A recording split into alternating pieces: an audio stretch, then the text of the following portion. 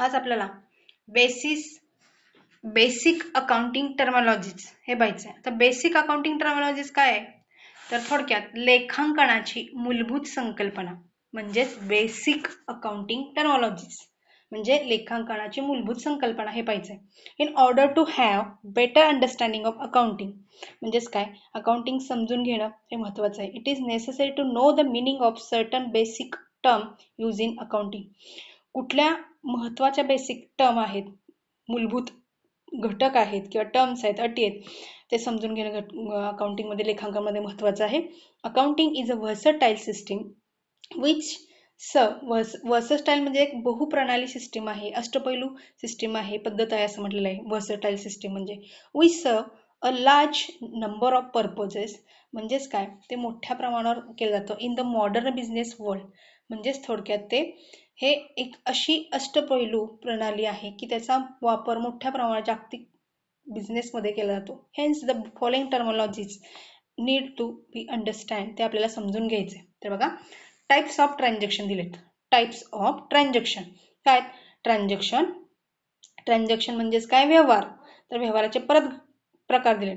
Monetary transaction पैशातील व्यवहार, non monetary transaction बिन पैशाचे व्यवहार. तर मॉनिटरी ट्रान्झॅक्शनचे परत दोन टाइप्स दिलेत. कॅश ट्रान्झॅक्शन रोखीचे व्यवहार, क्रेडिट ट्रान्झॅक्शन म्हणजेच उधारीचा व्यवहार, आणि नॉन मॉनिटरी ट्रान्झॅक्शन त्यालाच काय म्हटलं जातं, बार्टर ट्रान्झॅक्शन वस्तू विनिमय व्यवहार असं म्हटलेलं आहे. म्हणजे ट्रान्झॅक्शनचे दोन प्रकार पडलेले आहेत. कुठले आहेत?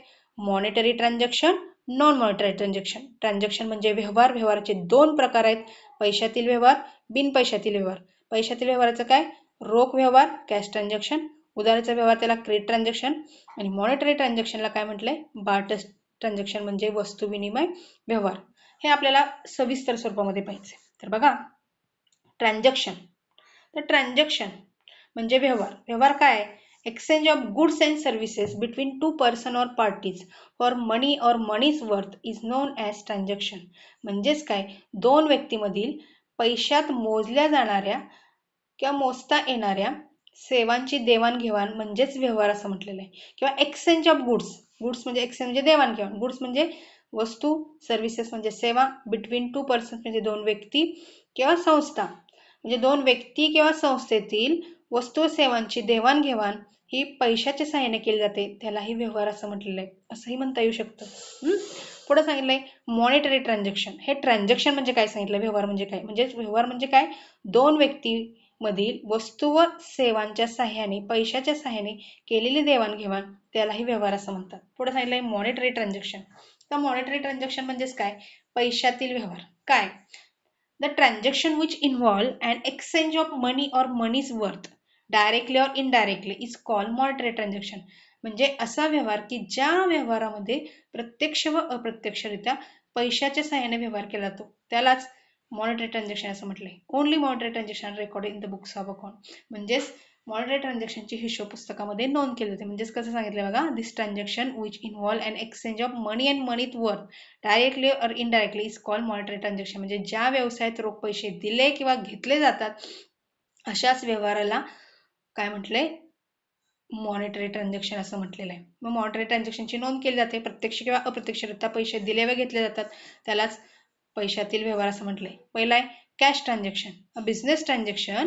कॅश ट्रान्झॅक्शन म्हणजे रोखीचा व्यवहार. काय सांगितलंय, अ business transaction in which cash is paid or received immediately is known as cash transaction. A business transaction in which cash is paid or received immediately is known as cash transaction. म्हणजेच काय, रोखीचा व्यवहार. Business transaction म्हणजे व्यावसायिक व्यवहार की ज्याच्यामध्ये रोख पैसे दिले किंवा घेतले जातात ताबडतोब, त्यालाच काय म्हणलंय, रोखीचा व्यवहार. म्हणजे लगेचच व्यवहार ताबडतोब त्याच वेळी रोख पैसे दिले किंवा घेतले जातात त्यालाच काय म्हटलंय, रोख व्यवहार. म्हणजेच काय, कसं सांगितलंय बघा, उदाहरण काय दिले, purchase of goods for cash ₹15,000. रोखीनं माल खरेदी केला 15,000 रुपयाचा.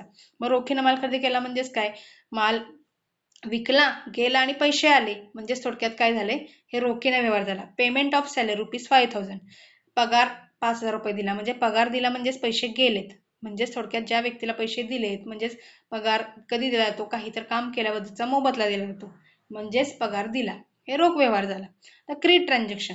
क्रेडिट ट्रान्झॅक्शन काय आहे, क्रेडिट ट्रान्झॅक्शन म्हणजेच उधारीचा व्यवहार. A credit transaction is one in which cash is not paid or received immediately at the time of transaction but it is paid or received at a later date.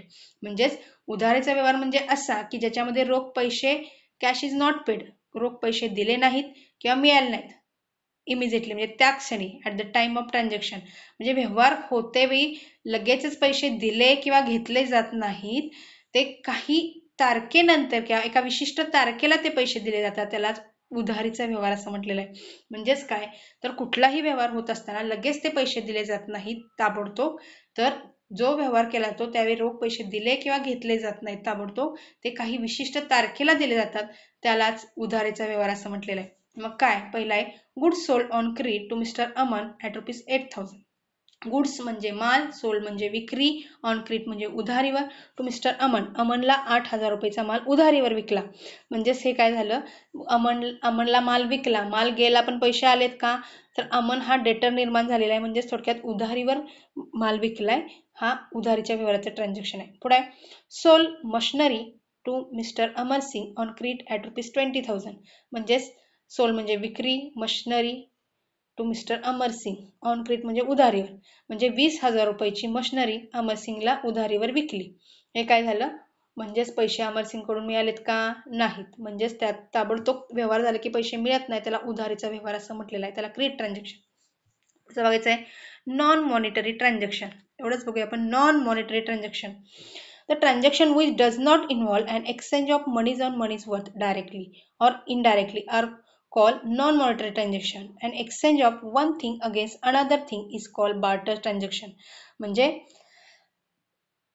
असा व्यवहार की ज्या व्यवहारामध्ये प्रत्यक्ष किंवा अप्रत्यक्ष पैसे दिले किंवा घेतले जात नाहीत, तर and exchange of one things against another things, म्हणजे एक वस्तू दिल्यानंतर त्याच्या बदल्यात दुसरी वस्तू दिली जाते, त्यालाच बार्टर ट्रान्झॅक्शन, त्यालाच वस्तू विनिमय असं म्हटलेलं आहे. म्हणजेच नॉन मॉनिटरी ट्रान्झॅक्शन म्हणजे बिना पैशाचे व्यवहार. कसं तर ज्या व्यवहारामध्ये the transaction which does not involve an exchange of money's and money's worth, money म्हणजे पैसे, मनीज वर्थ म्हणजे पैशाची किंमत, डायरेक्टली म्हणजे प्रत्यक्ष, इनडायरेक्टली म्हणजे अप्रत्यक्ष, म्हणजे प्रत्यक्ष किंवा अप्रत्यक्ष ज्या व्यवहारामध्ये पैसे दिले किंवा घेतले जात नाहीत, फक्त एक वस्तू दिल्यानंतर त्याच्या बदल्यात दुसरी वस्तू दिली जाते, त्यालाच वस्तू विनिमय असं म्हटलेलं आहे.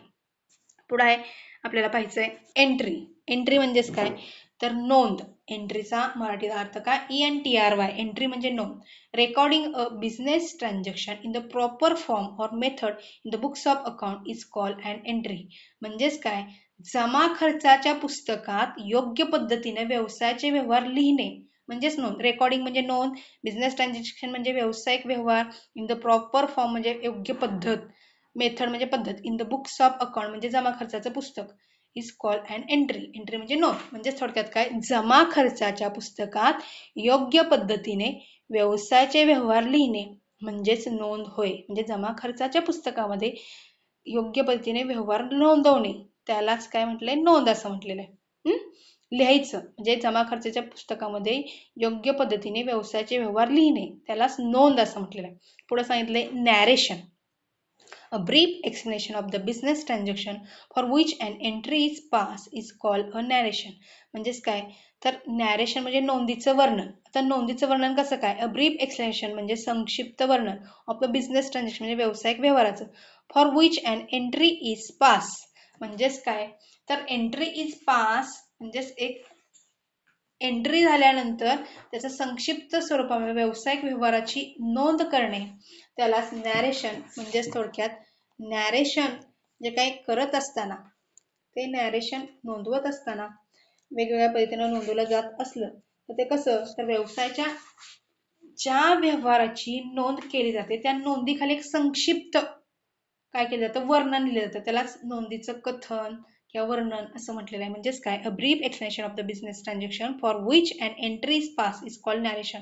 It is always given in bracket below the journal entry and it is usually start with the word being or for. म्हणजेच काय इट इज ऑलवेज नेहमी, गिवन म्हणजे लिहिणे देणे, इन अ ब्रॅकेट बिलो म्हणजे ब्रॅकेट म्हणजे कंसात, द जर्नल एंट्री पास जर एंट्री झाल्यानंतर is usually start the word being और फॉर, म्हणजे नेहमी त्या ब्रॅकेटमध्ये बीइंगने स्टार्ट करायचं आहे, लिहायचं आहे.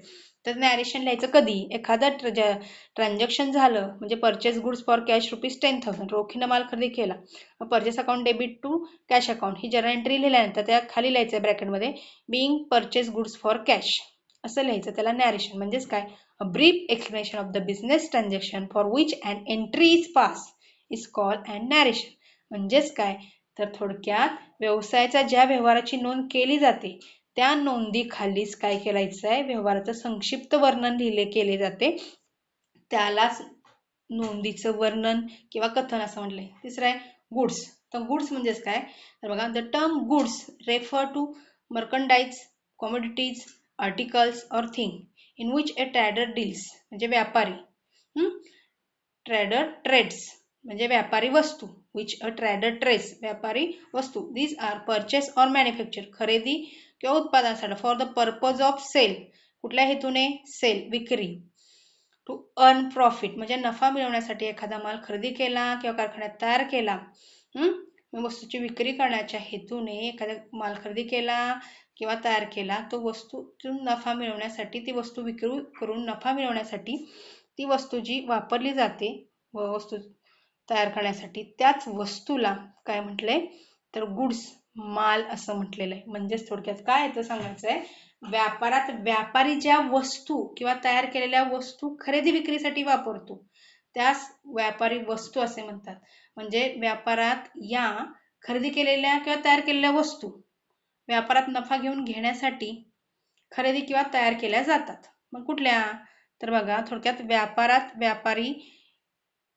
व्यवहारामध्ये व्यापारी वस्तू व सेवांची खरेदी विक्री करताना म्हणजेच जी वस्तू वापरतो त्यालाच गुड्स असं माल म्हटले. म्हणजे फॉर एक्झाम्पल कसं बघा, medicine are goods for the chemist, म्हणजे मेडिकल दुकानदार आहे तर त्याच्या दुकानामध्ये माल काय आहे, तर त्याचं औषध देतो, तेच काय गुड्स आहे, माल आहे. Vegetables are goods for the vegetable vendor, जो काय भाजीपाला विक्रेता आहे तर भाजी ही त्याची काय झाली, गुड्स.